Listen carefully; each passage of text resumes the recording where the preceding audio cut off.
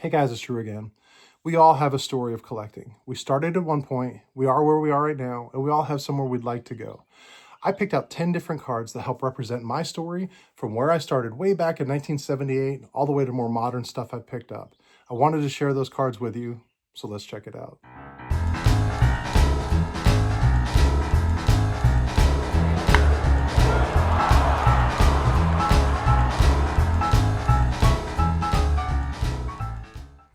It doesn't matter what kind of a collector we are. We all have that story. And as I've already mentioned, we all has a start point, it has a midpoint, and hopefully it all has a future.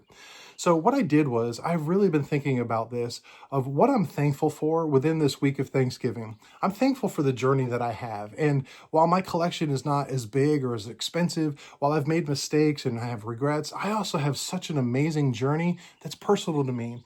So I picked out 10 different cards that represent from the very first cards I ever saw all the way up to more modern stuff. These are important points within my timeline that can pinpoint different things that I was going through in life. Whether it was a personal thing, whether it was relational things, and to where I am to now, to be honest with you, the best time I've ever had in my 40 plus years of collecting. So I want to go ahead and take you over and show you those 10 cards. My collecting journey began in 1978. In June of that year, I was 6 years old, and my older brother had an accident to where he was hospitalized for over a week and unfortunately lost the sight in one of his eyes due to that. But while he was in the hospital, he was brought a box of baseball cards from a pastor from our church, thinking that this is what, boys like, is opening packs of baseball cards. Well, we came from very humble background, and I had never seen a baseball card, neither did my brother. And we cherished those cards. We went through them and we dominated, looking at them, studying them, reading the back, learning statistics, figuring out players. It just happened to be the same year later that summer where I went to my very first baseball game. My uncle took me and my brother to a Yankees game, and I remember him telling me that the big star was Reggie Jackson. Well, when we got home and I looked through, sure enough, I had a Reggie Jackson, or my brother did. But this is the same card. Now, this is not the identical version of it, but I remember when I rebuilt this set a number of years ago, I wanted a Reggie Jackson to be beat up. I wanted this card, while the rest of the set is nice, I wanted one that was dinged up, that was loved, that was worn out, because that's the way all of our cards looked. I remember playing the game on the back, and this card represents where I started. And when I see this card or pictures of this card, I just remember being a 6-year-old kid, flipping through these cards and just loving them.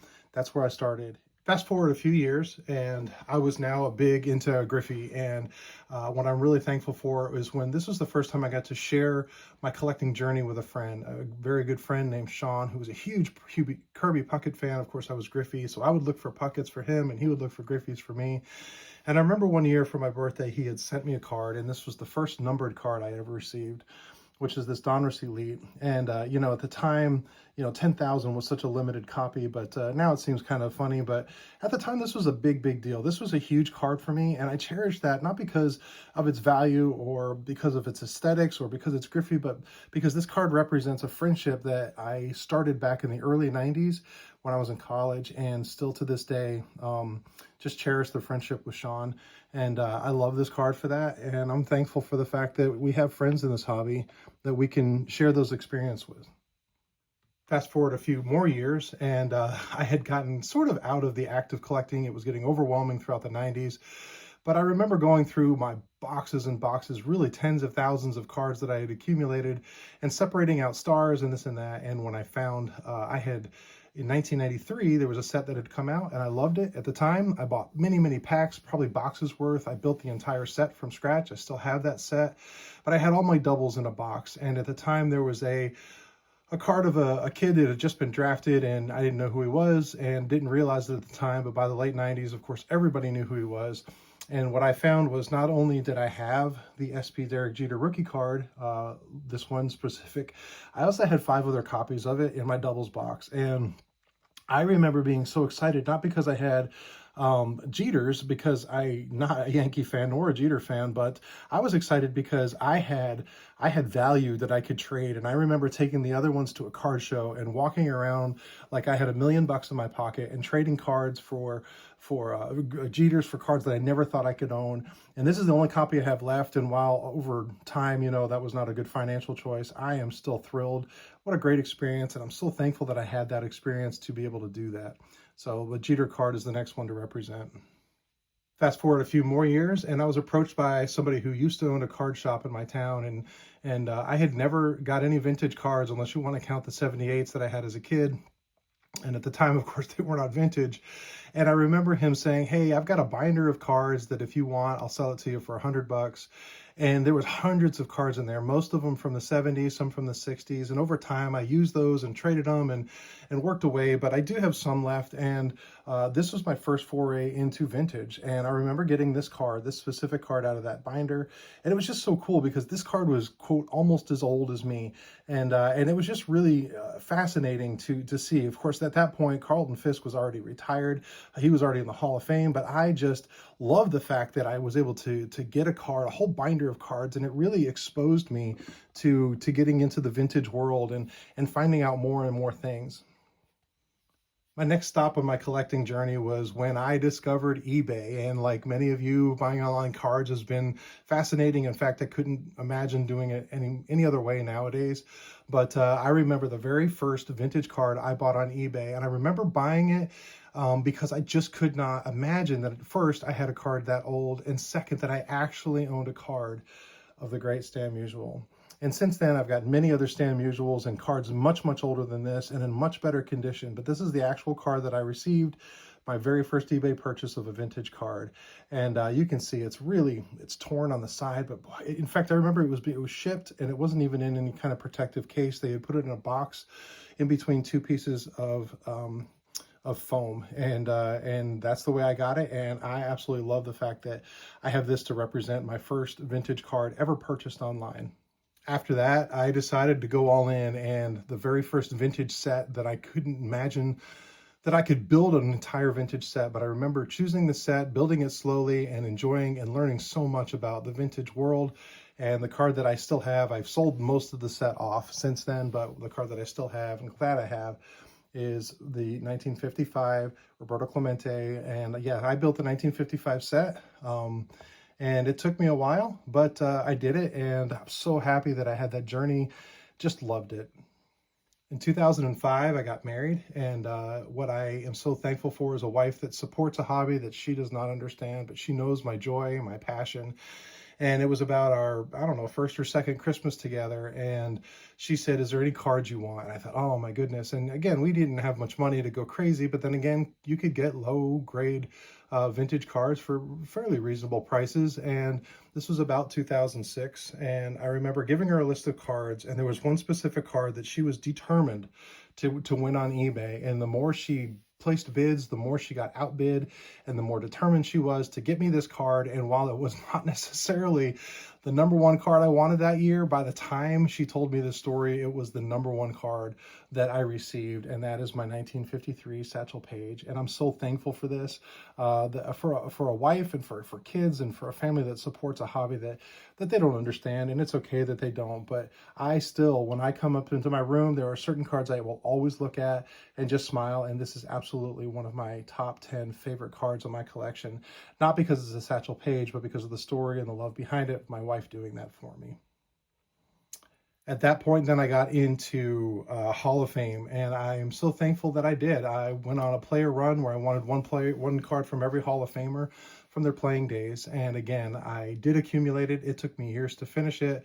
But once I did, I did end up selling off a lot of them to move on to my next journey, but I kept a few, including this Ty Cobb. And I'm so thankful that I went through that because I learned so much about, not Ty Cobb necessarily, although yes, but I learned so much about players that have fascinating stories, and there's a reason they're in the Hall of Fame. And we can debate, oh, their WAR isn't as high and they're questionable, or why are they in? But they were all great players of their time. They were all revered by fans and kids especially. And so this card represents a time where I collected and just really enjoyed collecting and learning so much about the history of baseball, much deeper than I had ever learned before, about players that were not just the big superstars like Ty Cobb, but guys that you just have great stories that I just love to share and remember now. And then fast forward, the next thing that I want to represent is the friendships I've made through this YouTube community. I remember when I went to my first national in 2024, I met so many of you guys for the first time, and it was great. It was great to shake a hand and to give a hug and to talk and to wander and to look at cards and just enjoy, each other's experiences and love for this hobby. But the one thing is, it's not that it's all about getting things, but I was given something that just blew me away from somebody, and I've talked about it before, but I absolutely love this. But I was given, standing in the lobby waiting for the gates to open, and Dave from Legends of the Dugout said, "Hey Drew, I've got something for you." And he reached in his backpack and he pulled out two of these actually, but I'll just show one. But this is an original Ken Griffey Jr. candy bar. And I remember these, it's still got the chocolate in it. I remember these when they came out. I thought they were cool. And, I've seen wrappers and stuff, but he actually had two complete ones with the chocolate still in it. And this is just a representation of not just something cool, but just friendship. He said he was in somewhere and he saw them. And when he saw them, he thought, oh, those are perfect for Drew. And he picked them up, and we had never, ever met in person until that day.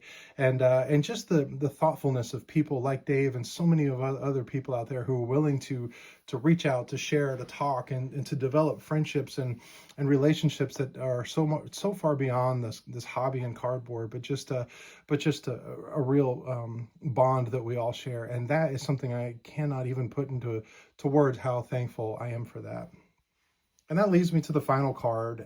And this one actually represents my journey. And this is not just the YouTube thing, but how I've continued to learn about baseball history, learn about card history, and to do this with the YouTube community that I have just been blessed to be part of. And the representation, you're probably not going to be shocked by this, is my 1952 Coke Tips Pee Wee Reese card. And the story again was in that same national. I was walking around with Dom from Staven Sports Cards. I had never heard of this set before, but as a Pee Wee Reese collector, he saw one. He's like, "Oh, cool!" And he looked at them. We ended up passing, and long story short, I could not find one. The more I read into the set, the more I looked into them, found out how scarce they really were. It was the regret of not getting something at the time. And then, I don't know, probably 8 months later, I get a text from Sammy Thunder, said, "Hey Drew, there is one up for auction, and let me know about it." I probably wouldn't have seen it. Ended up following it, bidding on it, won it, and here it is. And this is just a great card, not because of what it is, but what it represents within my journey. I'm so thankful for this community. I'm so thankful for my journey. I'm thankful from starting from 1978 with a Reggie Jackson that's beat up and leading it up to things like the Coke Tips and so many other things. It's not about the value of my collection, but the value of the friendships that I've made along the way. So for every single one of you out there who take the time to click on one of my videos, to watch it, to comment, to share it, to subscribe, or whatever, all of that is so much appreciated. I appreciate so much within this community. Thank you so much. I hope you've had a great Thanksgiving weekend. And until next time, you guys be good.